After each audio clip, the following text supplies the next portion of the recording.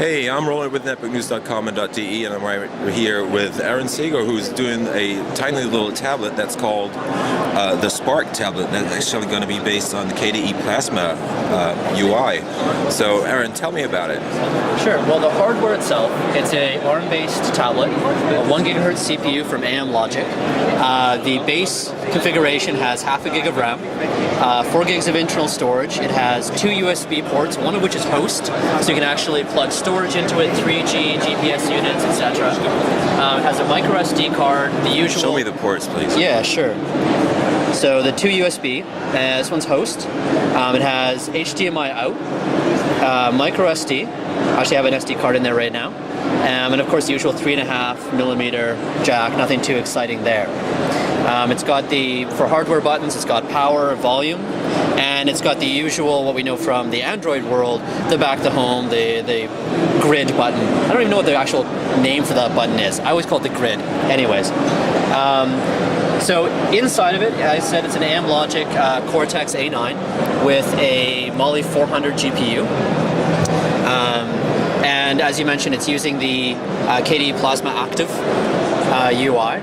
And what kind of differentiates this from other user interfaces is most of them, when you turn on the device, you get a row of icons, a grid of icons that lets you launch apps. For us, we're looking at, we kind of look at it from a perspective of a post-consumer device. We're not treating the owners of the device as consumers, but as actual owners of a technology. And our goal is to make something that actually makes people's lives somehow better, basically supports what they're trying to do in life. So it's focused on the concept of activities, and you can create an activity for each thing that you're doing. So whether you're planning a vacation, or in this case we have an introductory one, so you can actually learn how the system works.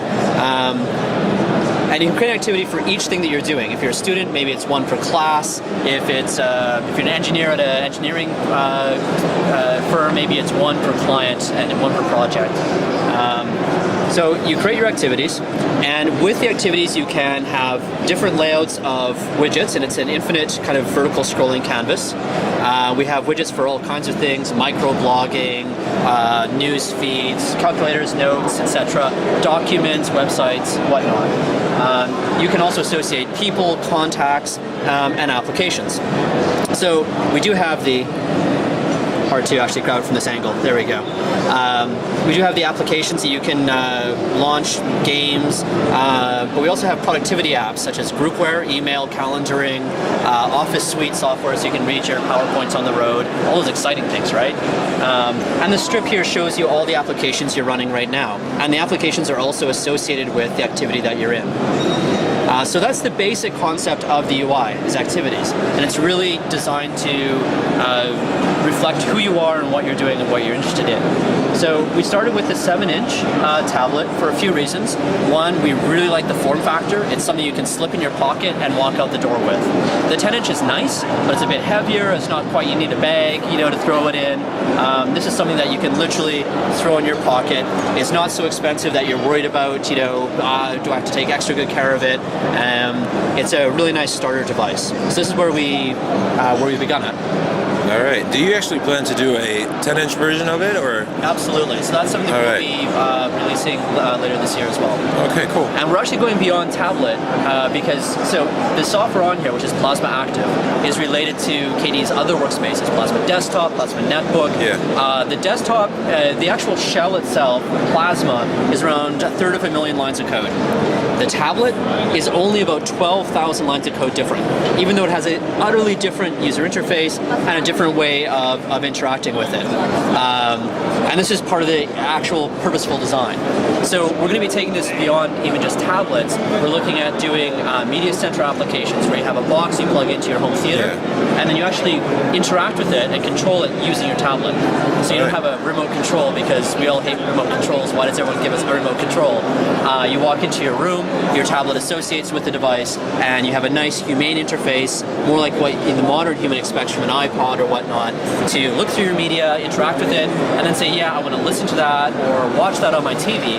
And then when you're watching it, you have all the usual power you have in your tablet to do things like tweet, that was the best show I ever saw from whatever Fringe or Big Bang Theory. So we're going beyond just tablet as well, but this is our starting point in the device world. All right. So I heard it's going to be all the way open, or as far as you can get it open. So how far are you actually on that? So currently, on this device, we're down to 2 binary objects. One is the Wi-Fi firmware, which is a nut that we have yet to crack. I don't think anyone has. The other one is the GPU, which is the Mali 400. Right now, there's only a proprietary driver for it. There is a reverse engineering project that is funded to work on a open source version of the GPU driver called Lima Project, which is very cool. We're also working with the hardware manufacturers themselves. So there's a lot of device drivers and source code that is associated with this device that up until now was proprietary, you couldn't get. We've been working very hard to open that up. And for us, that's really a central idea, is openness, participation. The umbrella brand we have is called Make, Play, Live. And the whole idea is that, people should be encouraged to and have the ability to participate. Yeah. Life is about making things, it's about playing, and ultimately about living. And if we have devices that simply treat you like a consumer, thank you for buying our device, then we'll go buy something from our app store, that's not very human. And so we design everything from this perspective of people. And so the openness is not just having the source code, which is very important to us, a key core component. Everything above the kernel as well, of course, is open source and free software. When we design everything in the open, when we do the development in the open, you can jump on our mailing lists, our IRC channels, you can clone our Git repositories, and that's just how we work. And we really encourage others who are looking for a device to do some sort of vertical application. This is a perfect opportunity to get involved, to participate, right, and actually make something happen. So are you actually targeting consumers in the first place, or are you right now only targeting developers, or do you want to sell it straight to consumers from the beginning, or are you starting out? So our initial lines, we opened up pre-orders this past month, and we actually closed it after just a few days because of the amount of orders, and we wanted to make sure we could actually deliver. How many did you get, actually? We cut it off at 3,000. All right. Just that we wanted to have the first run of devices able to be sent to the people who actually pre-order. We didn't want people waiting. All right. But we've got since then there's been a large number of orders thereafter as well. And this is individuals, not the institutional purchasers or vertical. So how's the response been so far? Has it been consumers mostly, or devs? So for the pre-orders, it was consumers only. All right. For devs and people looking at vertical applications, we're talking with 4 different school systems at the moment, 1 in the US, 3 in Europe. And we're talking with some telcos here. That's outside of that, outside of that demand. That was just consumers.